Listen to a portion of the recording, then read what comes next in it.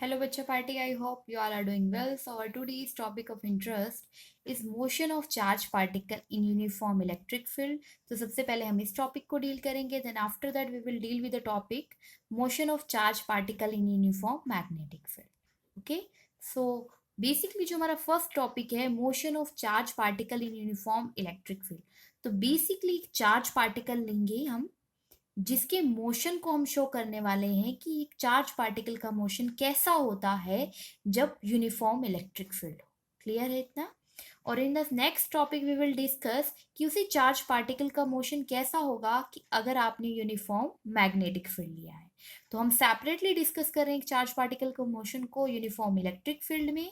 Then after the topic in which we will discuss about the motion of charge particle in uniform magnetic field.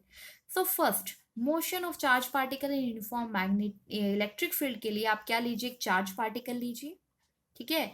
Charge उसका q है मान लीजिए, मास उसका m है and velocity उसके पास v है. So let's see how. हाँ जी बच्चों party, let's see. We are discussing the motion of a charge particle in uniform electric field. So हमने कहा कि एक चार्ज पार्टिकल है q जिसका चार्ज क्या है q, मास m और वेलोसिटी v है और वो x एक्सिस के अलोंग मूव करेगा in a perpendicular electric field. As we all know बच्चा कि इलेक्ट्रिक फील्ड कैसे बनता है. ठीक है. पॉजिटिव टर्मिनल से नेगेटिव टर्मिनल की तरफ. ठीक है. नॉर्मली देखिए, पहले आप समझने की कोशिश कीजिए. पॉजिटिव से अगर आप मान लीजिए कोई प्लेट पॉजिटिव है या नेगेटिव है, तो इसकी पॉजिटिव से नेगेटिव की तरफ किसकी डायरेक्शन होती है, इलेक्ट्रिक फील्ड की. क्लियर है. तो अब हमने जो इलेक्ट्रिक फील्ड रखा है वो ऐसे आपको शो किया है. This in a figure it is represented like something, इस तरीके से. ठीक है. पॉजिटिव से नेगेटिव इस तरीके से रखा है. और आपने देखिए यहाँ पे कोई चार्ज पार्टिकल है जो क्या करेगा, इसमें मूवमेंट करेगा. तो बेसिकली आप इलेक्ट्रिक फील्ड और चार्ज पार्टिकल क्या है, दोनों परपेंडिकुलर है. दैट मीन्स हम कैसा इलेक्ट्रिक फील्ड सप्लाई कर रहे हैं, परपेंडिकुलर इलेक्ट्रिक फील्ड में. ठीक है. हाँ जी. एक और चीज कि अगर कोई चार्ज पार्टिकल, हम जानते हैं कि देखिए इलेक्ट्रिक फील्ड के अंदर आता है. ठीक है. दैट मीन्स अगर कोई चार्ज पार्टिकल आपका इलेक्ट्रिक फील्ड के अंदर आ रहा है, दैट मीन्स वो इलेक्ट्रिक फील्ड रीजन में आ रहे हैं. हम समझते थे इसमें कि चार्ज अगर आपका क्या है, कुछ ना कुछ इलेक्ट्रिक फील्ड लाइंस जो बनेगी उसका इलेक्ट्रिक फील्ड रीजन होगा. इसके अंदर ही तो एक चार्ज पार्टिकल का मोशन हो रहा है. आप इसे ऐसे रख लीजिए, फाइन, जैसी फिगर में आपको शोन है. तो इसके अंदर ही तो उस चार्ज पार्टिकल का मोशन होगा. तो उस चार्ज पार्टिकल पे ये इलेक्ट्रिक फील्ड क्या लगाएंगी, इलेक्ट्रिक फील्ड लाइंस क्या लगाएंगी, फोर्स लगाएगी. और वो फोर्स क्या होता है, इलेक्ट्रिक फोर्स, जिसे हम फॉर्मूला वाइज देते हैं, force is equal to charge into electric field. तो ये आपने चैप्टर नंबर फर्स्ट में देखा होगा कि किस तरीके से अप्लाई किया जाता है. तो फोर्स हमने लिख दिया Q इंटू ई, जिसमें फोर्स भी एक वेक्टर क्वांटिटी है एंड इलेक्ट्रिक फील्ड भी एक वेक्टर क्वांटिटी है. हाँ जी. तो फोर्स को क्या लिख सकते हैं, मास इंटू एक्सेलरेशन. यहां से आपके पास एक्सेलरेशन की वैल्यू आ गई क्यू ई बाय में एम. दैट मीन्स जो चार्ज पार्टिकल है वो एक्सेलरेट करेगा किस डायरेक्शन में, इलेक्ट्रिक फील्ड की डायरेक्शन में. अब देखिए आपने इलेक्ट्रिक फील्ड कहाँ लगाया है, वाई एक्सिस में लगाया है. जब आप इसके रिजल्ट को देखेंगे, जब आप क्लियरली आप इसके रिजल्ट तक पहुंचेंगे तो आप देखेंगे कि ये पार्टिकल वाई डायरेक्शन में क्या कर रहा है, एक्सेलरेट कर रहा है, जिस डायरेक्शन में क्या है, इलेक्ट्रिक फील्ड है. हाँ जी बच्चा. ये मोशन ऐसा क्यों है, ठीक है, ऐसा बन रहा है, लेकिन हम इसे इक्वेशन से शो करेंगे. ये जो पैराबोलिक सा बन रहा है, ऐसा क्यों बन रहा है. ठीक है. अब हम देखते हैं मोशन अलोंग ओ एक्स. अगर आप, हमने यहाँ पे देखो क्या किया, एक चार्ज पार्टिकल लिया. ये कह रहे हैं कि हमने परपेंडिकुलर इलेक्ट्रिक फील्ड सप्लाई किया और चार्ज पार्टिकल कुछ ऐसे मोशन करते करते यहाँ पे जा रहा है.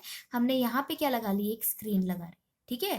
तो ये जो पैराबोलिक मोशन है ये कैसे इक्वेशन से शो होगा, लेट्स सी. अभी सबसे पहले हम देखते हैं मोशन अलोंग ओ एक्स, मतलब उस चार्ज पार्टिकल का एक्स डायरेक्शन में ओ एक्स के अलोंग मोशन क्या है. फिर हम देखेंगे उस चार्ज पार्टिकल का मोशन ओ वाई के अलोंग. Let's see. हाँ जी बच्चा party. So motion along O X के लिए हम क्या ले रहे हैं, देखो हमारे पास इक्वेशन, तीन इक्वेशन ऑफ मोशन होती है. V is equal to u plus a t, second is s is equal to u t plus में half a t square, and third equation होती है आपकी v square minus u square is equal to two a s. तो इसमें देखिए आपके पास कहीं पे भी इनिशियल और फाइनल वेलोसिटी इसका कोई रिलेशन नहीं है. आपको सिर्फ ये बोला गया कि आपके पास एक चार्ज पार्टिकल है, वो वेलोसिटी वी के साथ मूव कर रहा है. तो आप इसमें first and third equation use नहीं करने वाले. क्लियर है इतना. क्यों हमने मोशन की यही इक्वेशन ही क्यों यूज की है. और देखिए इस इक्वेशन में पोजीशन के साथ टाइम भी है.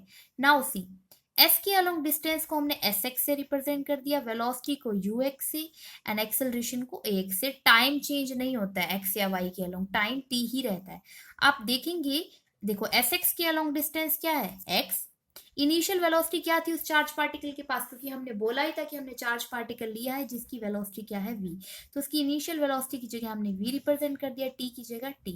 आप यहाँ पे देखिए, क्या ये चार्ज पार्टिकल x डायरेक्शन में एक्सेलरेट हो रहा है, नहीं। अगर आप कहीं पे भी देखेंगे तो डिस्टेंस भी आपको दिखा रहा है कि y में ये चार्ज पार्टिकल ऊपर की तरफ जा रहा है ना, कहाँ पे, किस एक्सिस में, इस ऊपर की तरफ कौन सी होती है, अगर कोऑर्डिनेट सिस्टम से आप देखेंगे तो ऊपर की तरफ y एंड यहाँ पे क्या है, x है, ठीक है। तो चार्ज पार्टिकल आपका कहाँ जा रहा है बच्चा, वाई एक्सिस की तरफ जा रहा है ना, एक्स में तो नहीं जा रहा है, एक्स में नहीं जा रहा है, इसीलिए ए एक्स आपका क्या होगा, जीरो। और ए एक्स जीरो होने से ये पूरा फैक्टर जीरो हो जाएगा, आपके पास आ गया एक्स, ठीक है। डिस्टेंस जो भी इसने एक्स एक्सिस में लिया है विल इक्वल टू में v इंटू टी। यहां से आपके पास टाइम आ गया x by v. Now we will see the motion along O Y. इसी चार्ज पार्टिकल का मोशन हम कहाँ लेंगे, ओ वाई के अलोंग लेंगे, ठीक है। ओ वाई के अलोंग अगर आप देते हैं तो देखिए इक्वेशन तो हम यही यूज करेंगे, लेट्स सी हमने यही इक्वेशन यूज की है, या ऑफ कोर्स हमने यहाँ पे यही इक्वेशन यूज किया, लेट्स सी कि किस तरीके से रिजल्ट प्रोसीड कर रहा है। हाँ जी, तो हमने यही इक्वेशन यहाँ पे यूज की। हाँ जी बच्चों party, s is equal to u t plus में हाफ ए टी स्क्वेयर ही हम यूज कर रहे हैं।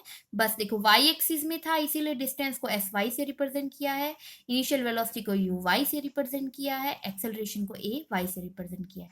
देखिए एस एक्स वाई एक्सिस के अलोंग डिस्टेंस को किससे लिख दिया हमने, वाई से, ठीक है। जैसे कोऑर्डिनेट एक्सिस में एक्स के अलोंग एक्स लिया हमने, वाई के अलोंग वाई लिया।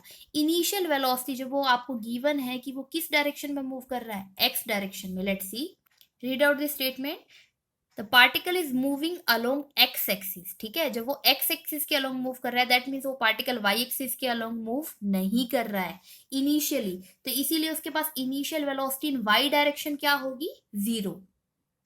हाँ जी बच्चा पार्टी, सो दैट्स वाई हम यू वाई की जगह क्या पुट कर रहे हैं, जीरो। नाउ हाफ ए वाई, एक्सेलरेशन वाई के अलोंग है, ठीक है। वाई के अलोंग क्यों है, देखिए इनिशियल वेलोसिटी नहीं थी लेकिन एक्सेलरेशन वाई के अलोंग है, क्योंकि आपको ये पता है कि वो चार्ज पार्टिकल जिस डायरेक्शन में इलेक्ट्रिक फील्ड लग रहा है उसी डायरेक्शन में एक्सेलरेट हो रहा है, ये हमने स्टेप 1 में देखा था। I am gonna show you, देखिए बच्चा पार्टी, तो एक्सेलरेशन की वैल्यू क्या आई थी, क्यू ई बाई एम हमने ऑब्टेन की थी, हमने लिखा था कि charge particle will accelerate in a direction of electric field, और आपका इलेक्ट्रिक फील्ड की डायरेक्शन क्या है, वाई एक्सिस। दैट मीन्स ये जो एक्सेलरेशन आपको ऑब्टेन हुई है ये किसकी ऑब्टेन हुई है, ए वाई की। एंड टाइम की वैल्यू भी हमारे पास है एक्स बाई वाई, तो यहां से एक्सेलरेशन और ये टी की वैल्यू हम मोशन अलोंग ओ वाई में पुट कर सकते हैं। हाँ जी बच्चों पार्टी, सो हमने ए वाई की वैल्यू पुट कर दी Q E by M, and T की वैल्यू हमने पुट कर दी एक्स बाई वाई वी, और टी की टी स्क्वेयर है इसीलिए हमने क्या लिख दिया, X square by V square. So इस तरीके से आपके पास जो इक्वेशन बन गई है कुछ इस फॉर्म की, एक्स स्क्वेयर और एक कंप्लीट को हमने कांस्टेंट ले लिया की, ठीक है। 2m, क्योंकि उस चार्ज पार्टिकल का मास भी कांस्टेंट है, इनिशियल वेलोसिटी भी आपको गिवन है, उसका चार्ज भी गिवन है, और इलेक्ट्रिक फील्ड भी आप खुद से लेके चल रहे हैं कि आपने परपेंडिकुलर इलेक्ट्रिक फील्ड लगाया है, दैट मीन्स आपके पास ये क्या है, कांस्टेंट। और ये इक्वेशन किससे रिसेंबल करती है, जो आपकी इक्वेशन आई है, ठीक है, ये इक्वेशन पैराबोला से रिसेंबल करती है, के square x square is equal to k into y. Hence इसीलिए परपेंडिकुलर इलेक्ट्रिक फील्ड में चार्ज पार्टिकल कौन सा पाथ फॉलो करता है, पैराबोलिक पाथ फॉलो करता है, इसीलिए जो चार्ज पार्टिकल है कुछ पैराबोला जैसा पाथ को फॉलो कर रहा है इन फिगर में। लेट्स सी, हाँ जी बच्चा, तो हमने motion in charge particle in uniform electric field देख लिया, जब वो इलेक्ट्रिक फील्ड कहाँ था, perpendicular to motion of charge particle. Charge particle move कर रहा था एक्स एक्सिस में लेकिन हमने इलेक्ट्रिक फील्ड लगाया था वाई एक्सिस में। वाई एक्सिस में इलेक्ट्रिक फील्ड लगाने की वजह से वो जो चार्ज पार्टिकल है वो एक्सेलरेट होता है कौन सी डायरेक्शन में, वाई डायरेक्शन में, और वो कैसा पाथ फॉलो करता है, पैराबोलिक पाथ फ्लो फॉलो करता है, क्योंकि हमारा जो लास्ट रिजल्ट है वो यही आया है, x square is equal to k y, जो कि किसकी इक्वेशन है, किससे रिसेंबल करती है, पैराबोला की इक्वेशन से। So this is all about motion of charge particle in uniform electric field. हाँ जी बच्चों party, so our next topic is motion of charge particle in uniform magnetic field. तो बेसिकली इक्वेशन आप याद रखिए, जब आपके पास यूनिफॉर्म इलेक्ट्रिक फील्ड होता था तब आपके पास फोर्स होता था F equal to Q into E. कब, जब आपके पास आप मोशन ऑफ चार्ज पार्टिकल किस में देख रहे थे, इलेक्ट्रिक फील्ड में कैलकुलेट करते हैं। बट यही अगर आप किस में कैलकुलेट करते हैं, मैग्नेटिक फील्ड में कैलकुलेट करते हैं, तो आपको इक्वेशन को याद करना है that force is equal to, force in magnet, इसमें लिख लीजिए फोर्स इन इलेक्ट्रिक फील्ड के लिए F E, and magnetic field के लिए एफ एम से रिप्रेजेंट कर लिए, which is equal to q v cross P. ठीक है, और जिसे सॉल्व करेंगे तो आपके पास आ जाएगा q v B sine theta, और ये साइन थीटा एंगल किसके बीच का है, वेलोसिटी एंड मैग्नेटिक फील्ड का। नाउ सबसे इंपॉर्टेंट इसके मोशन को डिस्कस करने के लिए हम ये ले रहे हैं कि अगर चार्ज पार्टिकल, ठीक है, मूविंग पैरेलल और anti parallel to magnetic field, अगर चार्ज पार्टिकल आपका मैग्नेटिक फील्ड के पैरेलल मूव कर रहा है और उससे एंटी पैरेलल मूव कर रहा है, दैट मीन्स उससे अपोजिट मूव कर रहा है। हमने यहाँ पे क्या दिखाया आपको, इस तरीके से मान लीजिए मैग्नेटिक फील्ड है आपका, जिसे हम बी से रिप्रेजेंट करते हैं, वेक्टर क्वांटिटी है इसीलिए हमने इस पे एरो हेड लगाया है। हमने चार्ज पार्टिकल देखिए, अगर आप इस चार्ज पार्टिकल को देखते हैं तो ये क्या है, इसी डायरेक्शन में मूव कर रहा है जिस डायरेक्शन में वेलोसिटी है, इसीलिए क्या लिखा, q v B sine theta हमने फॉर्मूला लगाया। आप एंगल देखिए, वेलोसिटी भी, क्योंकि देखो जिस डायरेक्शन में चार्ज पार्टिकल मूव करेगा तो मतलब उस चार्ज पार्टिकल की वेलोसिटी भी उसी डायरेक्शन में है, दैट मीन्स इसकी वेलोसिटी भी किस डायरेक्शन में, इसी डायरेक्शन में।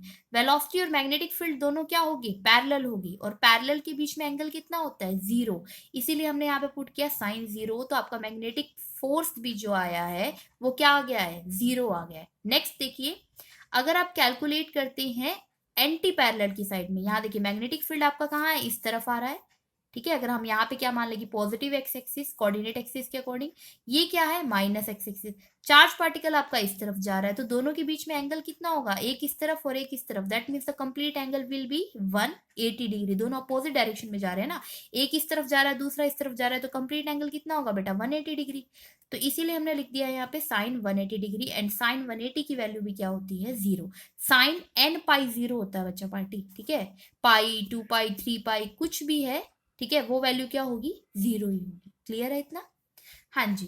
तो ये हमने कब देखा, जब आपका चार्ज पार्टिकल क्या मूव कर रहा था, पैरेलल या फिर एंटी पैरेलल। हाँ जी बच्चे, so next the second case इसी का, when the charge particle moves at right angle to the magnetic field. देखिए अभी हमने बात किया थी चार्ज पार्टिकल और मैग्नेटिक फील्ड जब क्या था, पैरेलल या फिर एंटी पैरेलल, अब हम ले रहे हैं परपेंडिकुलर का केस, ठीक है। इसीलिए देखो, इससे पहले वाले केस में आपने मैग्नेटिक फील्ड को कैसे रिप्रेजेंट किया था, ऐसे पैरेलल लाइंस के केस में, ठीक है, इसमें चार्ज पार्टिकल या तो पैरेलल जाता है या फिर क्या जाता है, एंटी पैरेलल। बट अब हम क्या ले रहे हैं, मैग्नेटिक फील्ड क्रॉस का मतलब क्या शो करता है बेटा, क्रॉस का मतलब शो करता है इनवर्ड मैग्नेटिक फील्ड, मतलब अंदर की तरफ, ठीक है, और उसमें हम चार्ज पार्टिकल के मोशन को देखने वाले हैं। क्लियर है इतना, अब हमने यही लिखा है यहाँ पे, हाँ जी। तो इस तरीके से हम सबसे पहले मैक्सिमम फोर्स की वैल्यू को कैलकुलेट कर सकते हैं, ठीक है। अब आपको पता है कि जो चार्ज पार्टिकल आपका मूव करने वाला है, ठीक है, कोई भी चार्ज पार्टिकल, ठीक है, सर्कुलर दिखा रहे हैं, अभी आपको रीजन बताएंगे कि सेंट्रीपिटल फोर्स की वजह से सर्कुलर शेप ले रहा है। अभी आप ये देखिए कि सिर्फ जो आपका मैग्नेटिक फील्ड है वो क्या है, इनवर्ड है, ठीक है, उसके अंदर किसी चार्ज पार्टिकल क्यू के मोशन के बारे में हम बात करेंगे। जब ये इनवर्ड होगा, ठीक है, मैग्नेटिक फील्ड आपका इनवर्ड है और आप मूव किसको कर रहे हैं, चार्ज पार्टिकल को, तो मैक्सिमम फोर्स कितना होगा, पहले वेलोसिटी देखो, चार्ज पार्टिकल और मैग्नेटिक फील्ड के बीच में एंगल कितना होने वाला है, ये इनवर्ड है और चार्ज पार्टिकल ऐसे मूव कर रहा है, तो दैट मींस एंगल कितना है इनके बीच में, 90 डिग्री। तो आप जैसे ही साइन 90 रखेंगे तो आपके पास मैक्सिमम फोर्स की वैल्यू आ जाएगी, वो कितनी है, q v into B. Now हाँ जी बच्चों पार्टी, सो बेसिकली मैग्नीट्यूड तो हमेशा कैसे लगेगा, perpendicular to the direction of motion. So basically जो चार्ज पार्टिकल है ये सर्कुलर क्यों मूव कर रहा है, ठीक है, सर्कुलर पाथ इसलिए मूव कर रहा है क्योंकि direction of magnetic field is perpendicular to plane of paper and directed inward.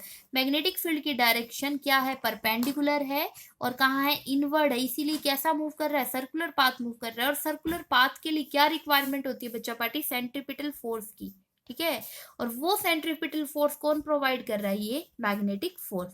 तो देखिए सेंट्रीपिटल फोर्स का फॉर्मूला क्या होता है, mv square by r, that means अगर ये स्टेबिलिटी में सर्कुलर पाथ शो कर रहे हैं, हम याद रखेंगे कि जब भी मैग्नेटिक फील्ड आपका परपेंडिकुलर है तो कैसा पाथ फॉलो हो रहा है, सर्कुलर पाथ फॉलो हो रहा है, और वो प्रोवाइड कौन कर रहा है, सेंट्रीपिटल फोर्स आपको प्रोवाइड कर रहा है, ये F M magnetic force provide कर रहा है।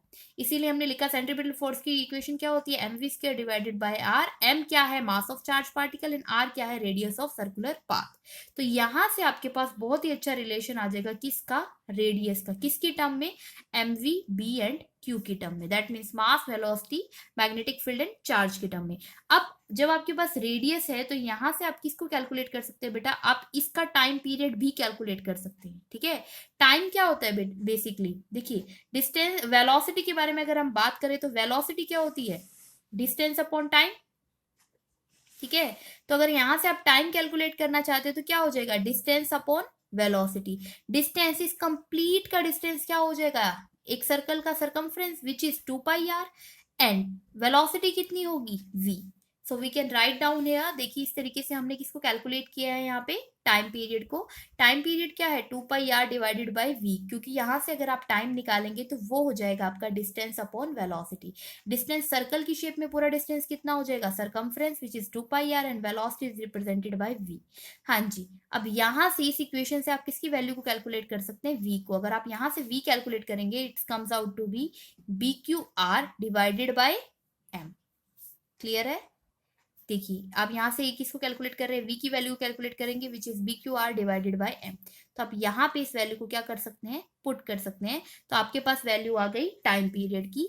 And we all know time period and frequency का रिलेशन क्या होता है, opposite, inverse to each other. अगर आपकी टाइम पीरियड की वैल्यू 2πm बाई bqi है तो फ्रीक्वेंसी की वैल्यू क्या हो जाएगी, bq बाई 2πm। क्लियर है, सो this is all about motion of charge particle in uniform magnetic field. हाँ जी बच्चों, पढ़ी, वेरी इंपॉर्टेंट थिंग, यहाँ पे हम किस तरीके से शो करें कि फोर्स की डायरेक्शन ये है, मैग्नेटिक फील्ड तो हमें पता है इनवर्ड है, अब ये चार्ज पार्टिकल सर्कुलर ही शेप क्यों ले रहा है, तो ये सब चीजों का आंसर हमें देगा फ्लैमिंग का left hand rule. That means जब भी आपके पास परपेंडिकुलर मैग्नेटिक फील्ड है, ठीक है, जब कोई charge particle perpendicular magnetic field में क्या करता है, मोशन करता है, तो उसकी डायरेक्शन को रिप्रेजेंट करने के लिए, ठीक है, हम कौन सा यूज करते हैं, Fleming's left hand rule. So read the statement of Fleming left hand rule first. हाँ जी बच्चों party, so now we will discuss what is Fleming left hand rule. So first read out the statement. हाँ जी बच्चों party, so here the statement of Fleming left hand rule. Stretch forefinger, middle finger and thumb of the left hand in mutually perpendicular direction. So basically आपको forefinger को, middle finger को and आपकी किसको, thumb को, तीनों को mutually perpendicular direction में stretch करना है, जिसमें अगर आपकी फोर फिंगर रिप्रेजेंट करती है डायरेक्शन ऑफ मैग्नेटिक फील्ड को, तो मिडिल फिंगर रिप्रेजेंट करेगी इलेक्ट्रिक करंट को, और थंब रिप्रेजेंट करेगा direction of force acting on the conductor, या फिर आप जैसे आप चार्ज ले रहे हो, कंडक्टर के मोशन का मतलब क्या है, कंडक्टर के अंदर होगा तो चार्जेस ही तो मूव करेंगे। दैट मीन्स अगर हम सिंगल चार्ज पे भी अप्लाई करना चाहते हैं तो यही वाला रूल क्या होगा, फॉलो होगा। I'm going to show you the diagram of Fleming left hand rule. हाँ जी बच्चा बेटी, लेट सी, यही हम शो कर रहे हैं कि आपने लेफ्ट हैंड रूल के हैंड के कैसे करना है, थंब को, मिडिल फिंगर को एंड फोर फिंगर को क्या करना है, स्ट्रेच करना है, जिसमें अगर आपका थंब फोर्स या मोशन को रिप्रेजेंट करता है तो आपकी मिडिल फिंगर रिप्रेजेंट करेगी फील्ड को, मैग्नेटिक फील्ड को, and your four finger represent the direction of current. So here we can apply this rule. ठीक है, लेट्स सी।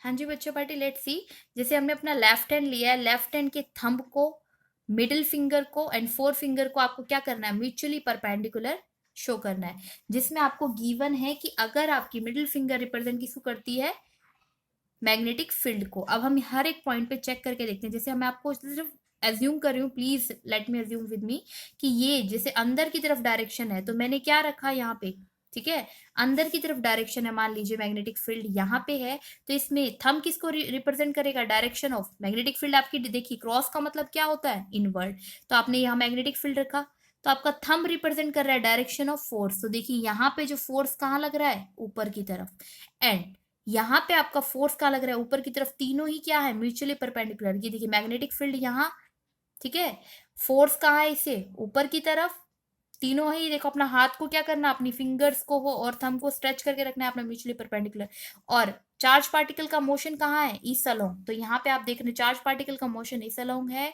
आपका थंब मतलब फोर्स रिप्रेजेंट हो रहा है ऊपर की तरफ, और मैग्नेटिक फील्ड कहाँ है, नीचे की तरफ। क्लियर है इतना, देखिए बेटा मैं यहाँ रख के दिखा रही हूँ ताकि आप समझ सकें कि इस पॉइंट पे क्या हो रहा है। ऐसे ही आप हर एक पॉइंट के लिए चेक कर सकते हैं, जैसे अगर आप यहाँ पे चेक करेंगे तो देखिए कैसे चेक होगा, यहाँ पे आप रखिए मैग्नेटिक फील्ड कहाँ है, अंदर की तरफ, ये फिंगर किसको रिप्रेजेंट करती थी, चार्ज पार्टिकल के मोशन को, तो इसी तरफ क्या आ रहा है, चार्ज पार्टिकल का मोशन, यहाँ पे अगर आप देखते हैं तो इसका थंब कहाँ जा रहा है, अगर मैं इसको इस तरह रखती हूँ तो थंब क्या है, इस तरफ क्या लग रहा है, इस पे फोर्स लग रहा है।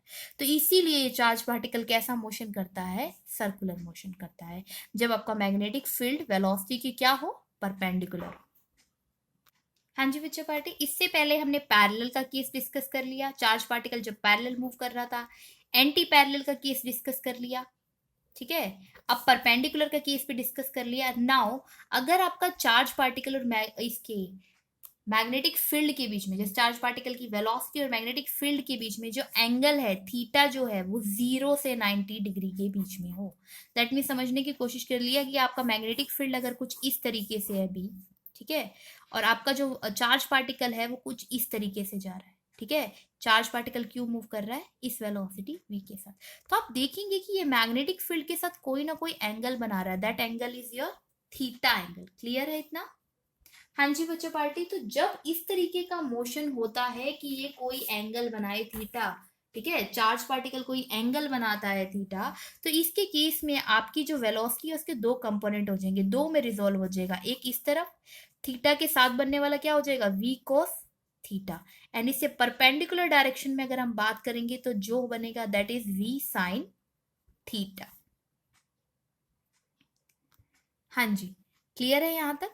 अब हम देखेंगे कि इस टाइम पे जब ये जो आपका चार्ज पार्टिकल है कोई एंगल थीटा बना रहा है मैग्नेटिक फील्ड के साथ, तो इस टाइम पे इस चार्ज पार्टिकल का पाथ कैसा होगा, ठीक है। परपेंडिकुलर के केस में तो हमने देखा सर्कुलर पाथ था, ठीक है, इसके केस में क्या है, स्ट्रेट ही पाथ था। बट नाउ हम देखेंगे कि जब ये एंगल कितना बनाता है थीटा, तब चार्ज पार्टिकल का पाथ कैसा होगा, लेट्स सी। हाँ जी बच्चों पार्टी, लेट्स सी। तो वेलोसिटी के जब दो कंपोनेंट हो गए हैं, अगर हम देखें मैग्नेटिक फील्ड के अराउंड, मतलब अगर मैग्नेटिक फील्ड भी हमारा इसी एक्सिस में है, ठीक है, और इसके अलावा अगर हम कॉस वाला फंक्शन देखते हैं वी कॉस थीटा, तो वो क्या है, पैरेलल है मैग्नेटिक फील्ड के, और अगर हम वी साइन थीटा वाला देखते हैं तो मैग्नेटिक फील्ड की क्या है, परपेंडिकुलर है, तो दो कंपोनेंट हो गया आपके।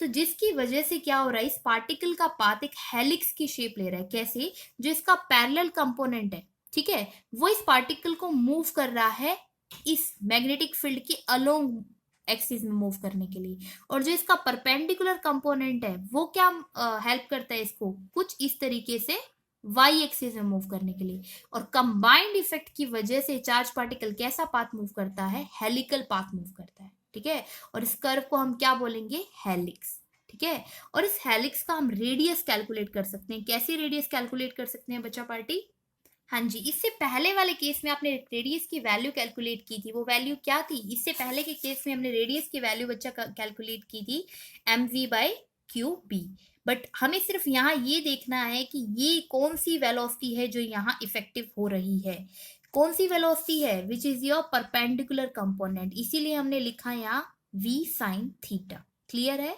नाउ यहाँ पे एक और इंपॉर्टेंट थिंग आ रही है, that is the pitch of helix. तो क्या होता है pitch of helix, let's see the statement first.